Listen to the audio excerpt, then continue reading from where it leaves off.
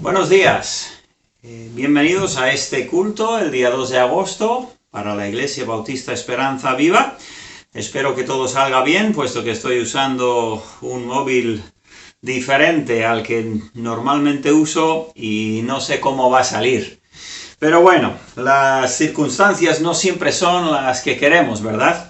Y voy a leer dos versículos en Corintios, segunda de Corintios, capítulo 12. Dice versículo 8, respecto a lo cual 3 veces he rogado al Señor que lo quite de mí. Pablo quería que las circunstancias cambiasen, que el Señor cambiase los temas en su vida que eran muy incómodos y que no le gustaban para nada. Pero el Señor dice, bástate mi gracia, porque mi poder se perfecciona en la debilidad. Y Pablo dijo, por tanto, de buena gana me gloriaré más bien en mis debilidades, para que repose sobre mí el poder de Cristo. Y así es, cuando en esta vida nos toca pasar por temas difíciles, sorpresas desagradables, pues como creyentes siempre tenemos que recordar que el que aquí controla todo, el que es, digamos, el gobernador del universo y de todas las circunstancias, es el Señor, que es nuestro Padre Celestial. Y que a veces nosotros pues tenemos cosas que nos pasan que no sabemos ni por qué pasan y no nos gustan, pero son las cosas que el Señor ha permitido. Y Pablo nos pone aquí un buen ejemplo. Voy a cantar un coro que viene precisamente también de ese versículo, y algunos igual lo saben. Espero poner la letra para que podáis cantar conmigo. Se llama Bástame tu gracia. Bien, va así. Déjame sacar primero la letra. Muy bien. Bástame tu gracia, Señor. Mi alma en pruebas fortalecer.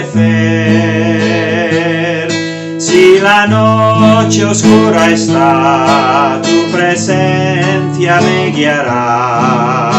Bástame tu gracia, Señor.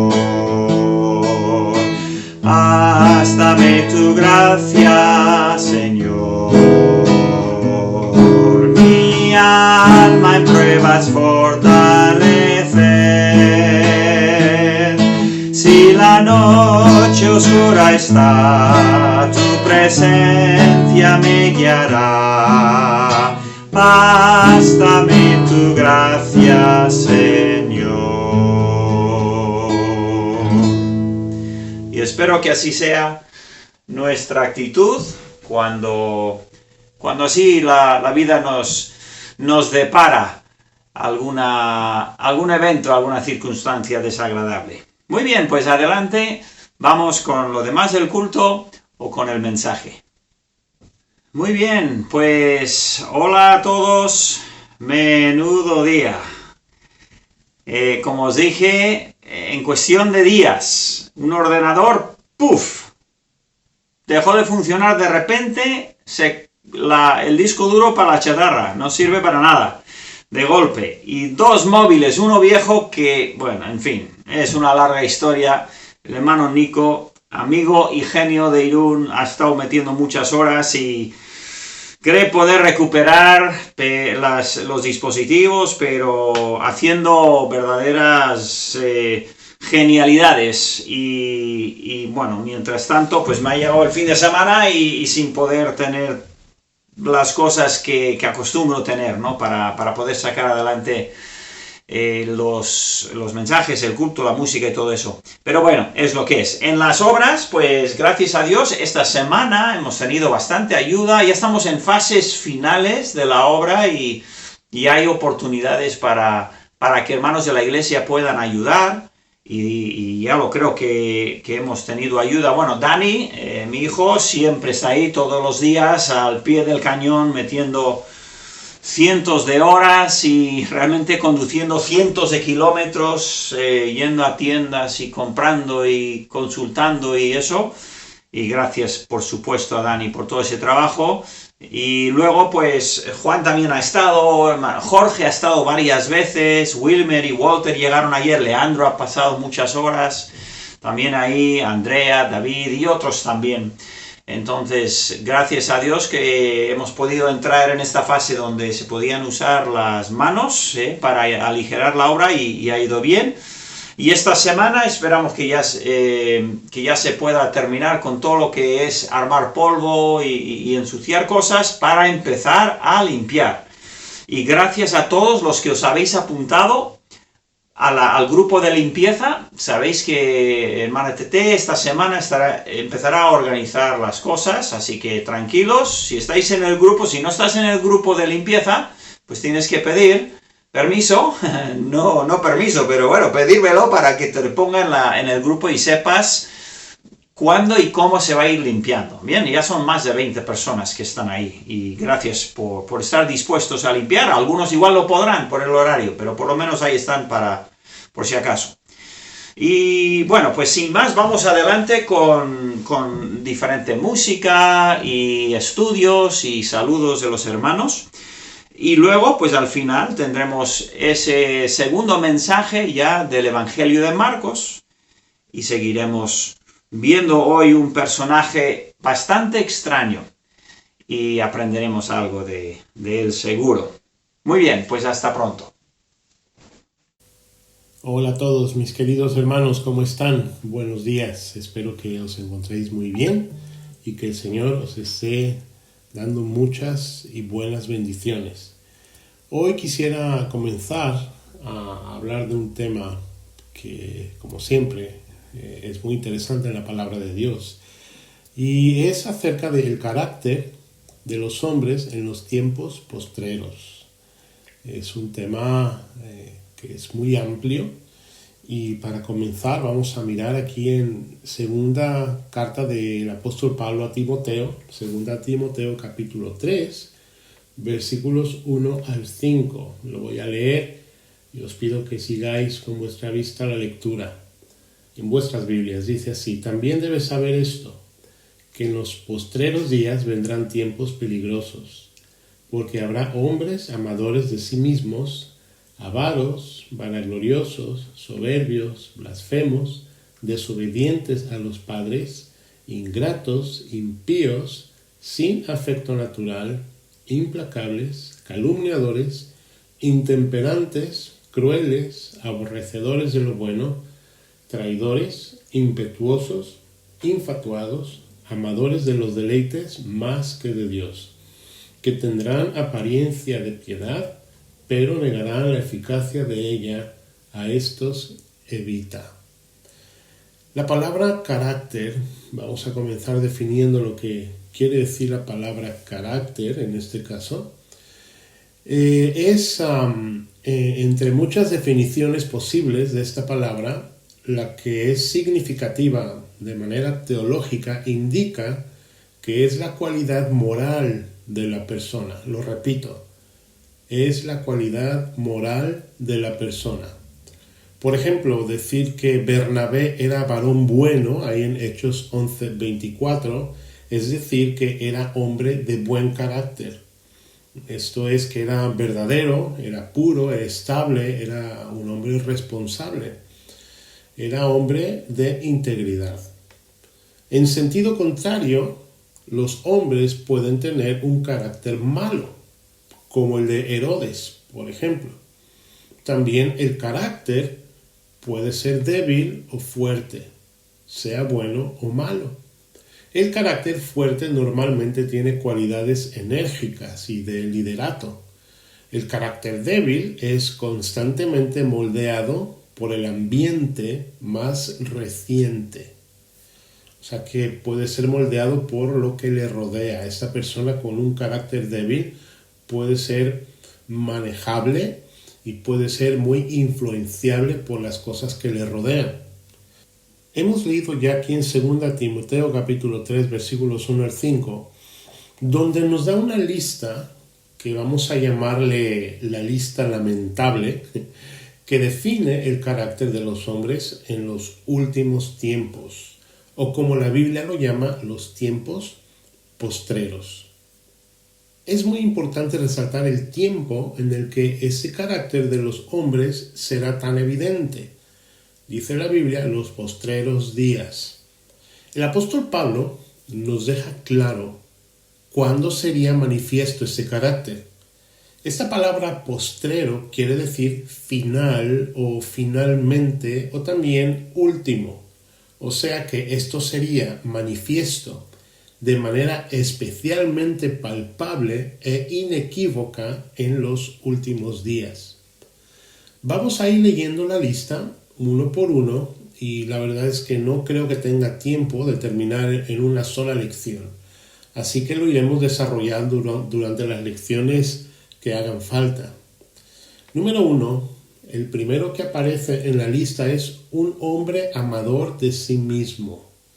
Dice que también debes saber esto, en versículo 1, segunda de Timoteo capítulo 3, versículo 1, también debes saber esto, que en los postreros días vendrán tiempos peligrosos, pues habrá hombres amadores de sí mismos.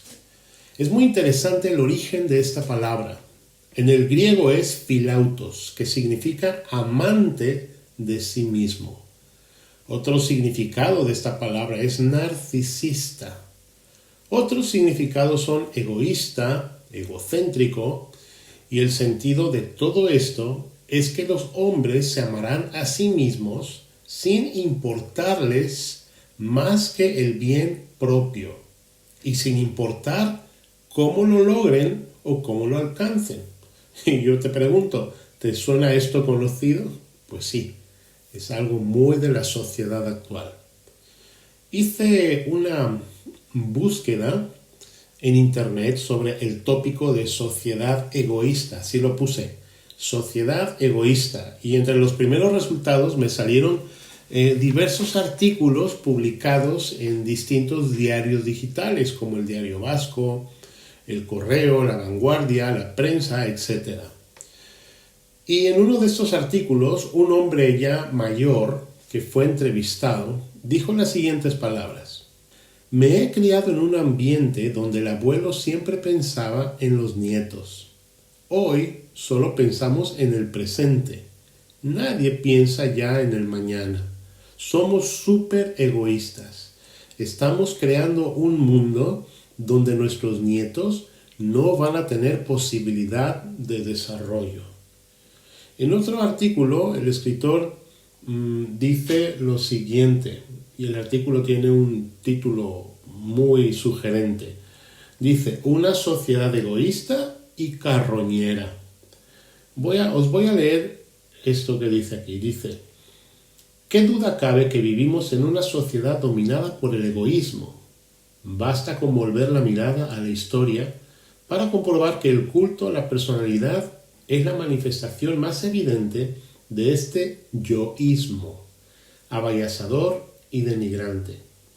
Pensaba que ya habíamos visto lo suficiente con personajes como Lenin, Stalin, Hitler, Castro, Perón y una lista casi inagotable de políticos que se caracterizaron por haberse erigido en dioses de un Olimpo muy particular, aquel que degrada al ser humano hasta convertirlo en nimiedad, en plataforma aplastante de la dignidad humana.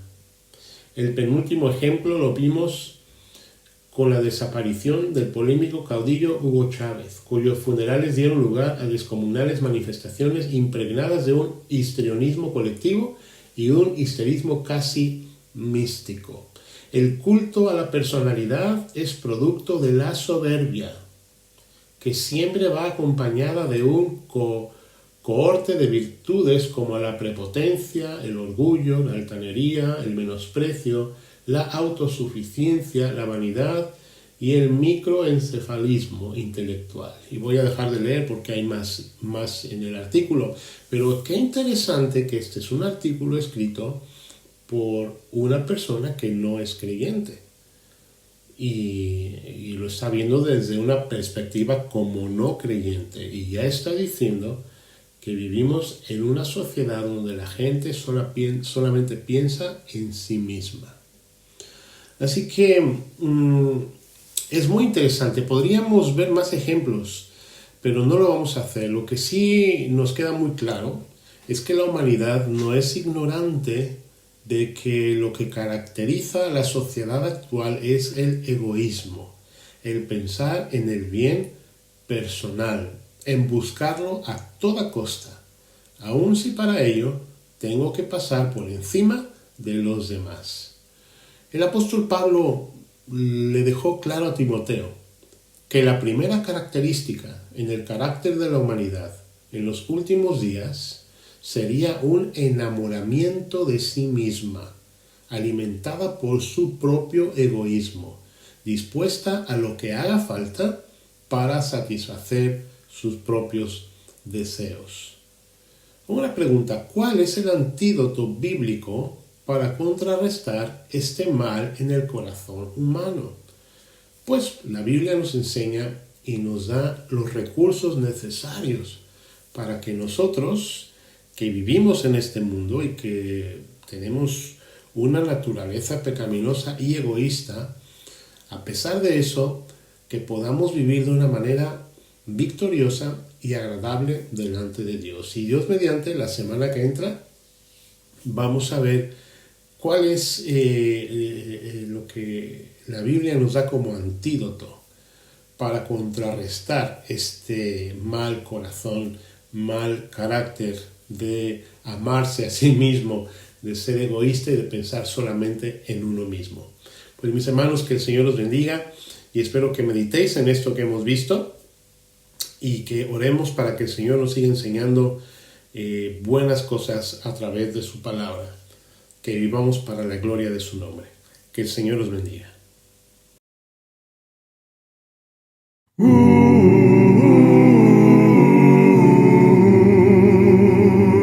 Santa Biblia para mí, eres un tesoro aquí. Tú contienes con verdad la divina voluntad. Tú me dices lo que soy, de quién vine y a quién voy. Tú reprendes mi dudar, tú me exhortas sin cesar. Eres faro que a mi pie lo conduce por la fe a las fuentes del amor del bendito Salvador.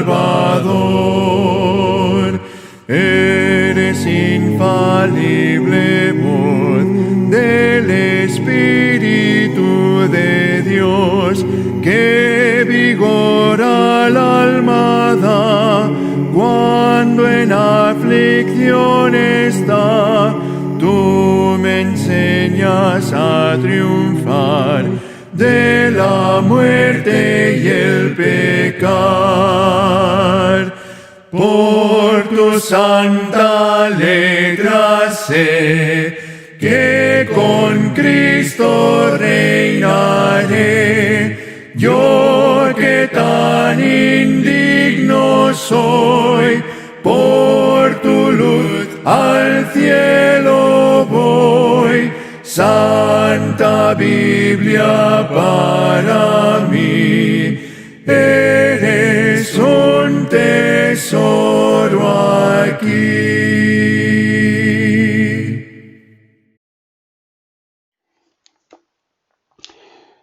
Hola hermanos, saludos desde Salamanca.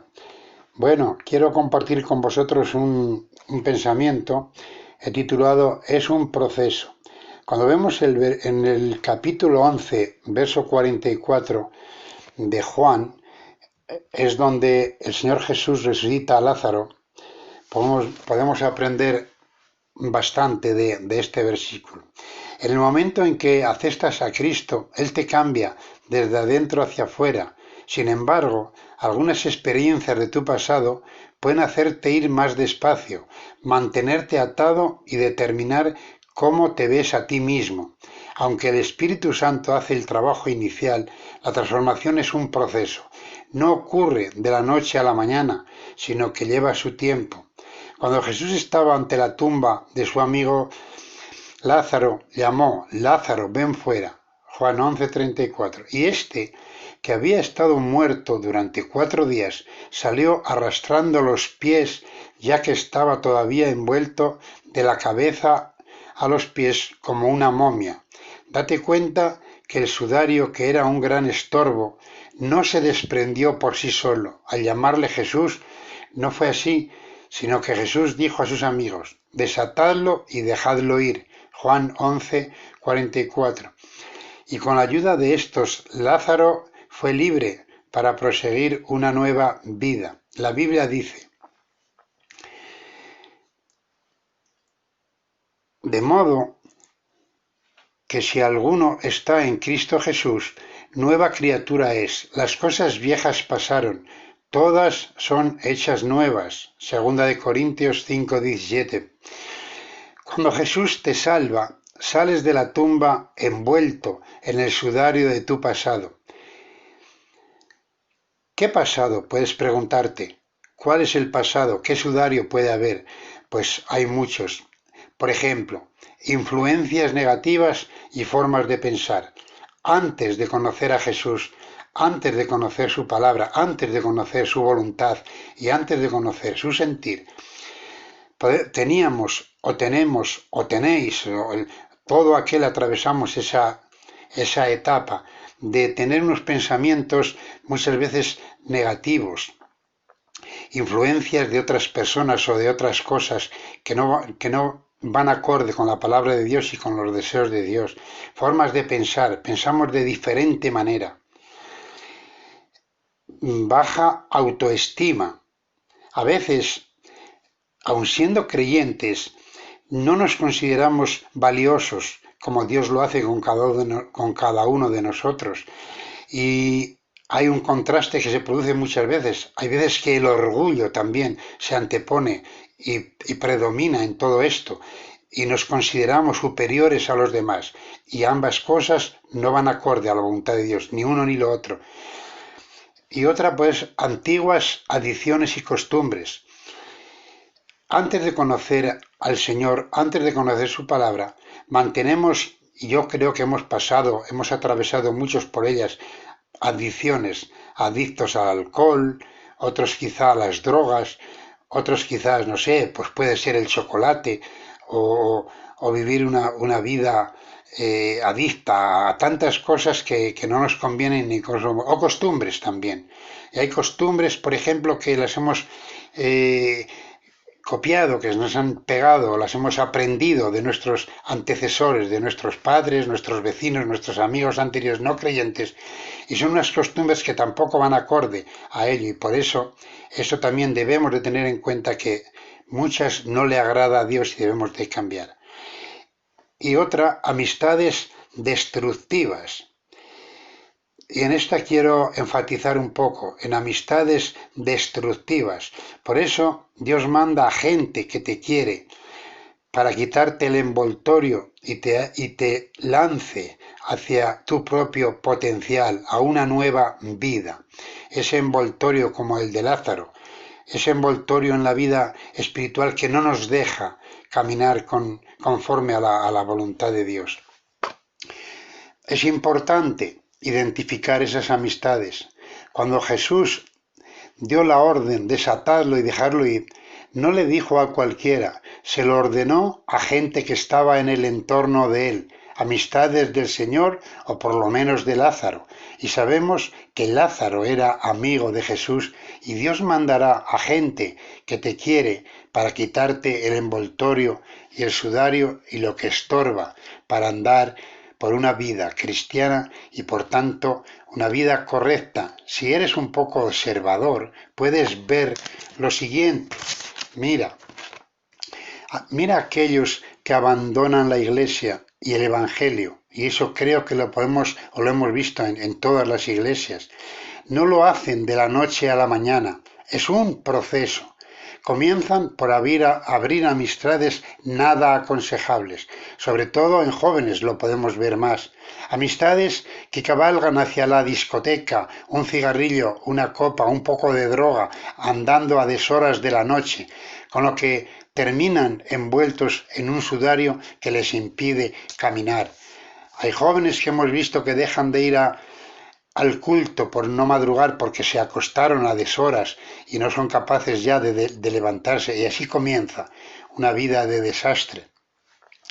Y hay un dicho que yo he compartido algunas veces: dime con quién andas y te diré quién eres. Por eso esto nos hace abrir los ojos para hacer una evaluación de las amistades que tenemos, de con quién andamos, con quién compartimos nuestro tiempo. O otro que dice: quien con lobos anda, aullar se enseña. Cuando andamos con hermanos de la Iglesia, tanto nuestras conversaciones como nuestras actitudes son diferentes a cuando andamos con la gente y con el mundo. Y queramos o no, siempre se puede pegar, siempre nos puede arrastrar en mayor o menor grado. Pero esto es así. Esa también es la razón por la que necesitamos desarrollar una relación íntima con Dios. A través de la oración y la lectura de la Biblia, por medio de su palabra, obtienes una imagen precisa de cómo Él te ve. Por medio de la oración puedes conocer su corazón y empezar a verte a ti mismo por sus ojos. Cuando eso ocurre, ya nunca volverás a verte como antes te veías. Por eso quiero dejar claro y hacer énfasis en las malas compañías, amistades destructivas, amistades que destrozan la vida de un ser cristiano, y puede estar muy metido, muy adentrado en lo que es la vida cristiana, pero amistades destructivas, amistades que solo piensan en esos vicios, en esas malas cosas que se ven hoy día, que hoy día podemos ver desde los gobiernos, en esos consejos, esas mentiras, esas cosas que estamos viendo, esos sistemas que no funcionan, que podemos aprender y ver cómo eso puede deshacernos. Por eso, esta mañana quiero ayudarte, quiero animarte a valorar esas amistades, verte como una persona que Dios te ve, porque dice que Dios escogió lo débil para avergonzar a los fuertes. Por tanto, ni te veas débil, ni te sientas orgulloso. Mantente en la línea de la palabra de Dios. Valora tus amistades, valora esas personas que antes he mencionado, que Dios te las pondrá para que puedas tener una relación íntima con Dios. Dios pondrá esas personas, y en la Iglesia es el único lugar, creo yo, que solo podemos encontrarla. Nuestros pastores, nuestros ancianos, nuestros hermanos más metidos quizá que nosotros muchas veces, que conocen, que nos pueden aconsejar, y eso es una cosa muy real. Y por eso quiero en este día enfatizar en amistades destructivas. Es lo que quería compartir con vosotros. Me alegra mucho poderos compartir esto. Deseo que seáis bendecidos, que lo paséis bien el verano, que os libréis del calor, que en el norte está haciendo un calor extraordinario, mucho calor, más que por aquí, que por Castilla. Así es que nada más, un abrazo, que Dios os bendiga. Agur.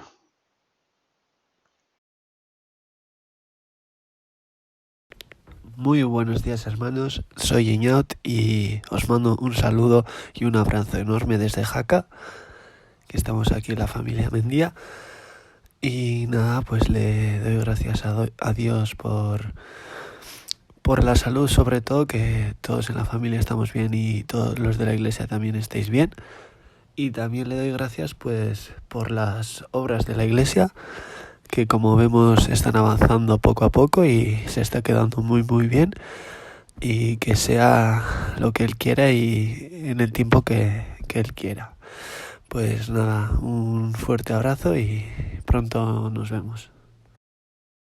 Hola hermanos, soy Sara Campeán y quiero dar gracias a Dios por su fidelidad y su cuidado en estos tiempos difíciles. Espero verles pronto. Bueno, un saludo. ¿Qué tal, hermanos? Muy buenos días, soy Pilar. Dios les bendiga. En esta mañana me gustaría compartir con ustedes un versículo que ha sido de mucha bendición en estos tiempos que corren y se encuentra en Primera de Tesalonicenses, capítulo 5, versículos 16 y 17. Estad siempre gozosos, orad sin cesar, dad gracias en todo, porque esta es la voluntad de Dios para con vosotros en Cristo Jesús. Agradecemos mucho la presencia de Dios en nuestras vidas, en todo momento, en toda circunstancia. Él ha cuidado de nosotros y nos ha librado de angustias y de miedos y de muchas otras cosas. Así que gracias al Señor por estar presente en todo momento en nuestras vidas. Dios les bendiga.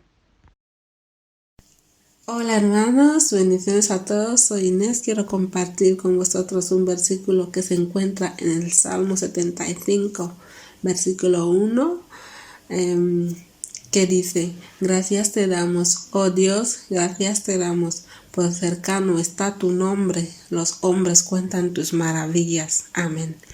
Quiero dar las gracias también a Dios por su amor y su fidelidad diario. Quiero dar las gracias por las pruebas, aunque no son fáciles, pero con su fuerza y su ayuda me hace buscarle más, tener ganas de saber más de su palabra y estar más en comunión con Él. Le doy las gracias a Dios por eso y espero que tengáis muy buen día y espero vernos pronto. Agur. Hola, soy Juan Bautista de la Iglesia Esperanza Viva de Lazcao y quería compartir pues algo que me está ocurriendo, ¿no? Resulta que el Señor me está protegiendo sobre el coronavirus, no me han hecho ni la prueba ni nada y bueno, de momento estoy muy bien. Y siempre que voy al ambulatorio a lo del sidrón, pues me dice que estoy bien. Y nada, solo quería eso, ver cómo el Señor nos está protegiendo. Buenos días, hermanos. Dios les bendiga. Soy Elizabeth Mairena. Quiero dar gracias a Dios por un día más de vida. Gracias porque nunca me ha dejado sola, por su inmenso amor, porque siempre está a mi lado llenando mis días de amor, de paz y alegría. Gracias a mi Dios por la vida de mis hijos y la de mi familia. Quiero dar un pequeño texto bíblico que queda en Lamentaciones 3:24 que dice: mi porción es Jehová, dijo mi alma, por tanto en Él esperaré. Dios les bendiga, mis hermanos amados, y espero verles pronto. Hola, buenos días hermanos. Espero que todos estéis teniendo un buen día del Señor. Mi familia y yo queríamos saludaros y también de paso daros un pequeño reportaje de la iglesia. La obra sigue adelante, estamos en los toques finales. Esta misma semana que viene yo creo que iremos terminando con mucho de lo que nos falta y lo único, vamos a estar un poco a la espera del fontanero, que le faltan algunas piezas por un cambio que se tuvo que hacer y ahora en agosto parece ser que va a ser difícil conseguirlo hasta posiblemente septiembre. Pero bueno, gracias a Dios básicamente la obra se está terminando y todo ha ido bastante bien y yo creo que con buen rapidez más o menos. Quería leer algunos versículos que acabo de estar leyendo en los Salmos. El Salmo en concreto es Salmo 67. Dice: Dios tenga misericordia de nosotros y nos bendiga, haga resplandecer su rostro sobre nosotros, para que sea conocido en la tierra tu camino, en todas las naciones tu salvación. Y sigue, hay varios versículos más que son también muy tremendos, pero vemos que la meta de todo es que el nombre de Dios sea conocido y que las naciones conozcan su salvación. Y yo tengo muchas ganas y mucha esperanza de ver en los siguientes meses cómo la iglesia va a salir de este tiempo raro, este año raro y este tiempo difícil, pero yo creo que la iglesia puede salir más fuerte que nunca, de eso estoy seguro, y también yo creo que Dios puede usar esto pues como dice el versículo, hacer resplandecer su rostro a las naciones y hacer conocer su nombre a las naciones. Así que yo espero que todos estemos buscando oportunidades de hablar con otros, comentar con otros. Ahora mismo no podemos invitar a otros a la iglesia, pero yo sé que en los últimos meses he hablado con varios que parece que tienen más interés en venir a visitarnos y es muy posible que lo que queda del año sea un tremendo año de que muchos que hasta ahora han tenido muy poco interés, que vengan a conocer más de nuestro Señor. Así que espero que todos estemos en oración por eso y individualmente que cada uno de nosotros esté buscando oportunidades de ser luz a los que están alrededor nuestro. Bueno, un fuerte abrazo, os echo mucho de menos y espero que pronto nos podamos ver. Solo he visto a poquitos de vosotros desde todo el tiempo de la cuarentena. Así que bueno, saludos, bendiciones y ya estaremos. Agur. Muy bien, pues antes del mensaje un par de cosas se me olvidó. Bueno, el domingo pasado igual visteis que en medio del mensaje de pronto se cambió el color, me puse todo blanco, todo se estropeó, todo lo que era el tema de color en el vídeo y eso fueron los primeros pasos de problemas con mi móvil y ahí fue a peor durante la semana. Luego también una cosa que se me olvidó es que Noemí, mi esposa, sale el miércoles para USA, para Estados Unidos, va a estar con su padre. Como sabéis muchos, su madre está ya en cama permanente, su mente ya no funciona, digamos, no razona bien, no puede casi decir 2 o 3 palabras seguidas bien y requiere muchísimo trabajo y ya las hermanas de Noemí tienen que, la mayor que ha dado mucho tiempo en los últimos meses, ahora tiene que volver a trabajar, entonces Noemí va a volver por 2 meses o no sé, que no sabemos cuánto más durará mi suegra, porque ya está debilísima, no puede hacer nada por sí misma y bueno, pues Noemí vaya para ayudar en todo lo que pueda y hay mucho trabajo en su cuidado. Bueno, va a rachas, ¿no? Durante el día hay momentos en que hay que estar pendiente siempre. Entonces, pues Dios mediante va a ir.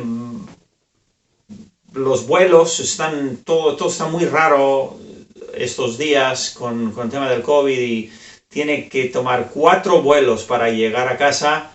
Va a ser un viaje larguísimo, pero bueno, ahí le espera su familia, esa parte de su familia y bueno, pues ya descansará al llegar. Pero bueno, ya os daré información por el camino. Tenía otra cosa, pero... sí, que esta semana no pude, por todo el tema de mis dispositivos, tampoco pude hacer un vídeo de un devocional, era imposible, y no sé si podré esta semana siguiente, espero que sí, lo tengo ya seleccionado, pero dependo de todo el equipo técnico, ¿no? O el equipo digital. Muy bien. Bueno, pues vamos adelante. La semana pasada vimos más bien una introducción al libro de Marcos, Evangelio sobre Jesucristo, pero escrito por Marcos, y repasando nada más los temas que vimos, sin entrar en ningún detalle, vimos que era compañero o tutelado por Pedro, el apóstol, que era primo de Bernabé. Encontramos que hubo un cambio radical en su vida, de ser un perdedor, un abandonador, a ser una persona útil para el ministerio, según Pablo, y vemos la influencia de Pedro sobre su vida. Luego tenemos los testimonios de los primeros pastores de la iglesia en los primeros siglos, hablando de Marcos como el escritor de este libro y también como un discípulo, digamos, de Pedro. Y luego vimos que el enfoque principal del libro se encuentra en ese versículo que dice que el Señor no vino para ser servido, sino para servir y para dar su vida en rescate por muchos. Su propósito era el de servir a los demás. Y el libro de Marcos, vamos a ir viendo que es un libro saturado con actividad de servicio por parte de Jesús a todos los que con los que se encontraba. Y veremos eso a lo largo de estas semanas, Dios mediante. Hablamos un poco también del tema o del problema supuesto sinóptico, que no existe, que es una farsa realmente, es una teoría que ni tiene por qué ser, ni soluciona nada, crea más problemas, y que podemos coger, como todos los demás libros bíblicos, podemos coger el libro de Marcos, podemos leerlo desde el primer versículo hasta el final, y poder saber que Dios guió y nos dio el libro como inspirado por Dios, y que no hay que hacer manipulaciones con estas teorías. Muy bien, entonces, el domingo pasado, en esos primeros 3 versículos del libro, vimos una profecía acerca de un Señor que iba a venir delante del Mesías, por delante, anunciando el Mesías. 2 profecías, una era de Isaías, y otro era del profeta Malaquías. Malaquías era el último profeta, bueno, es el último profeta del Antiguo Testamento, como sabréis, si vais a Mateo, justo antes de Mateo, ya empieza el Nuevo Testamento, y el último libro es el de Malaquías. Bien, entre Malaquías, entre los mensajes, las predicaciones de Malaquías, y el ministerio de Juan, que vamos a ver hoy, pasaron 400 años. Podríamos llamarlos 400 años de silencio, por lo menos silencio profético, en los cuales tampoco Dios parece ser que hizo nada de forma directa. Providencialmente siempre está la mano de Dios ahí protegiendo a su pueblo y guiando, pero milagros no había, profetas no había, predicando, y había 400 años. 400 años son muchos años. Yo pienso 100 años para atrás, pues mi abuelo estaría vivo, justo, hace 100 años. La mayoría de nosotros podríamos decir que, o muchos de nosotros podríamos decir, hace 100 años, pues igual vivía mi abuelo.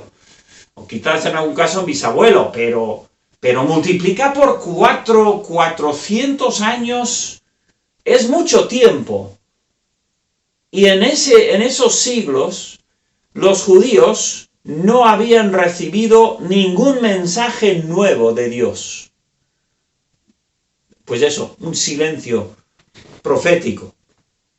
Y entonces, en el versículo 4, donde empezamos hoy, dice, así como de repente, dice, bautizaba Juan en el desierto.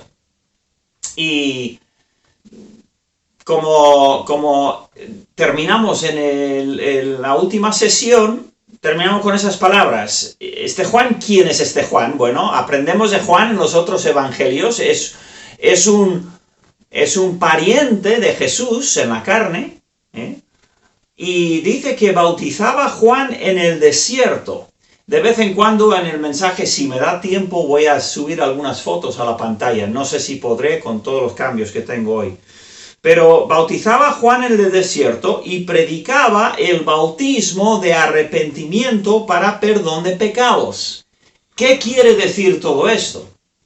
Bueno, primero, Juan, nombre común, Johanen, del Antiguo Testamento, bastante común, estaba bautizando, que era sumergir a las personas al lado del Jordán, y se entiende entonces que estaba bautizando en el Jordán, donde había suficiente agua para, digamos, enterrar a una persona momentáneamente en el agua, y dice que estaba en el desierto. Bueno, entre Jerusalén y el Jordán, el río Jordán, toda esa tierra es muy desértica. He estado allí personalmente y algunos de vosotros también, y es muy seco, muy árido, muchísimo calor, y se va bajando hasta que el Jordán es un río que está por debajo del nivel del mar, y hace un calor brutal ahí. Siempre hace calor, pero es que en el verano es tremendo. Y Juan bautizaba allí, pero no solo bautizaba, dice versículo 5, y salían a él toda la provincia de Judea y todos los de Jerusalén, y eran bautizados por él en el río Jordán, confesando sus pecados.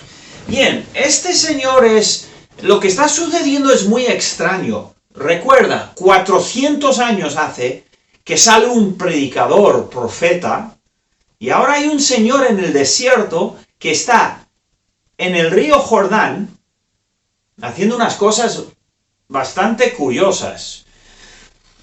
Dice que salía toda la provincia de Judea y también Jerusalén. Esa era la parte sur de Israel.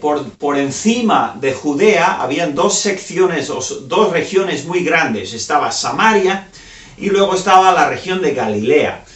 Otra vez, posiblemente pueda poner unos mapas en la pantalla. Pero toda la parte del sur, que era muy grande, la gente venía, viajaban pues 20, 40, 60, 80 y hasta 100 kilómetros para llegar al río Jordán.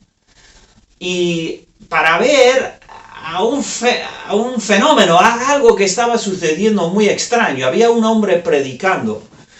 Y la gente venía y dice que eran bautizados,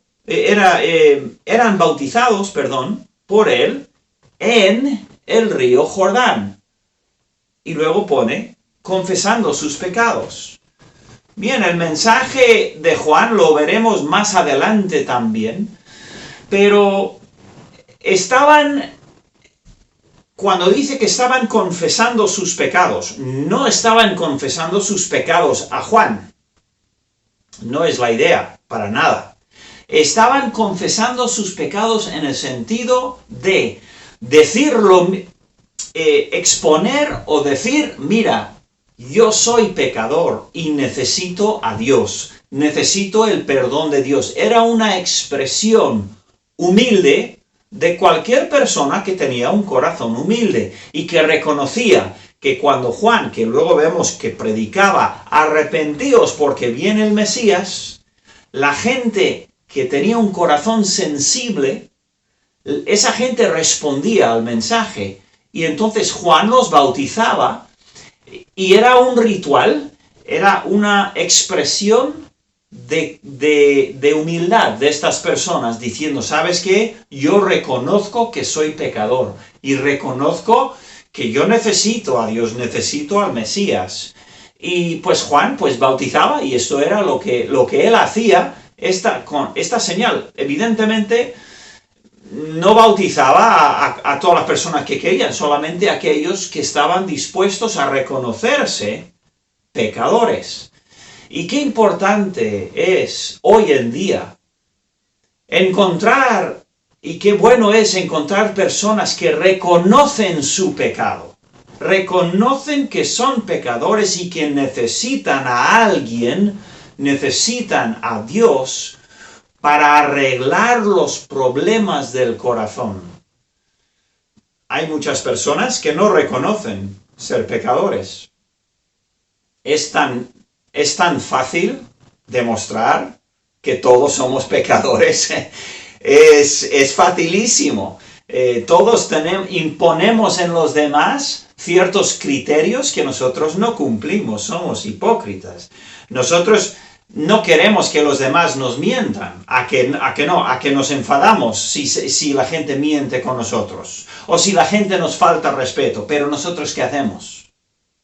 Muchas veces hemos mentido o hemos faltado respeto. No queremos que nadie robe de nosotros, pero nosotros en algún momento hemos robado. ¿De dónde sale eso? Sale de un corazón que es pecaminoso. Un corazón que es máquina para hacer el mal. Y no podemos detenerlo, no podemos controlarlo, podemos intentar, pero es muy difícil, no, es imposible. Porque no podemos vivir a la altura de lo que queremos que los demás vivan. Y somos pecadores. Qué importante es reconocer esa realidad.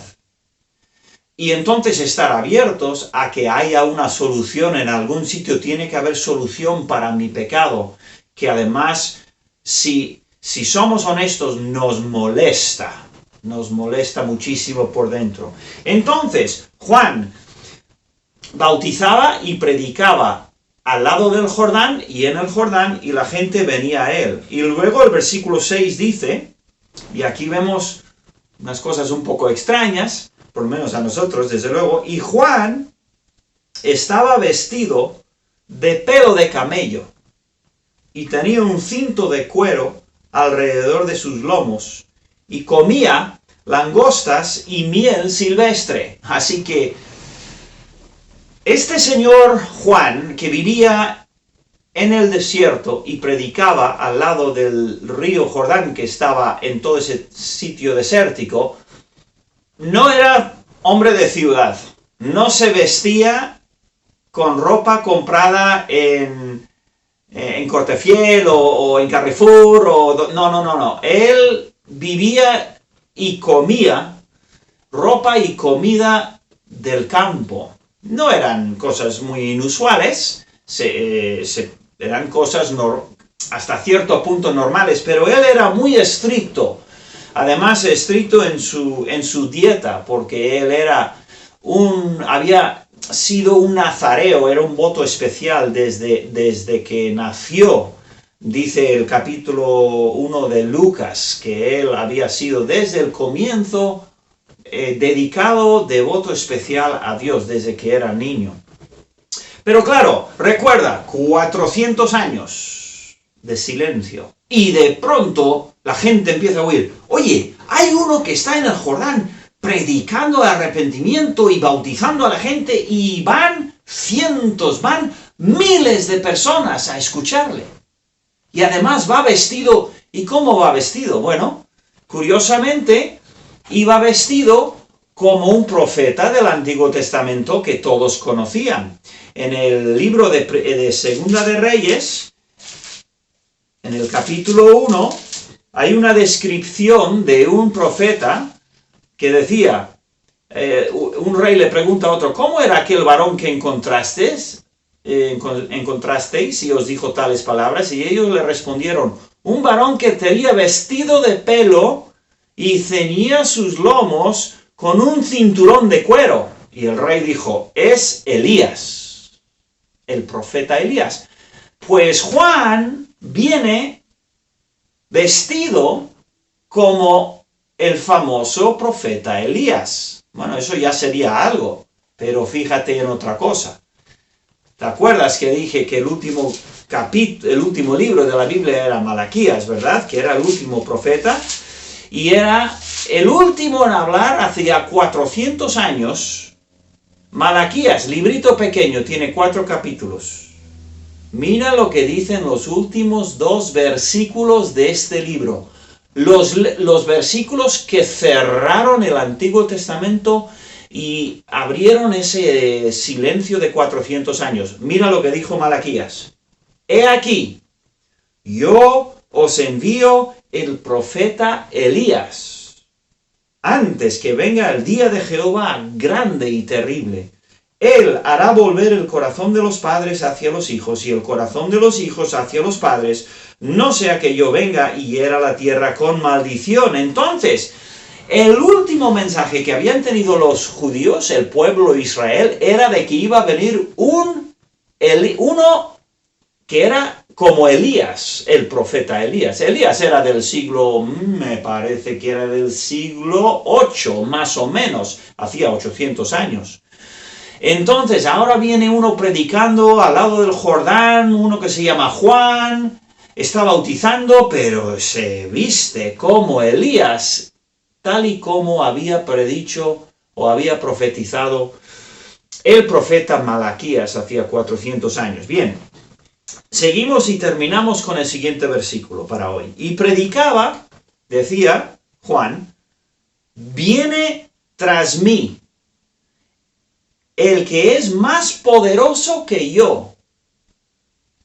Bien, así que él dice, viene alguien detrás de mí, y eso lo vimos, si os acordáis, el domingo pasado, hablando de un mensajero que venía antes del rey, antes del mandatario. Bien, este es Juan diciendo, viene detrás de mí uno poderoso, un rey, el Señor de señores, el Mesías, el ungido, el Hijo de Dios, es lo que está diciendo, viene detrás de mí. Y luego dice, ¿a quién? No soy digno de desatar encorvado la correa de su calzado.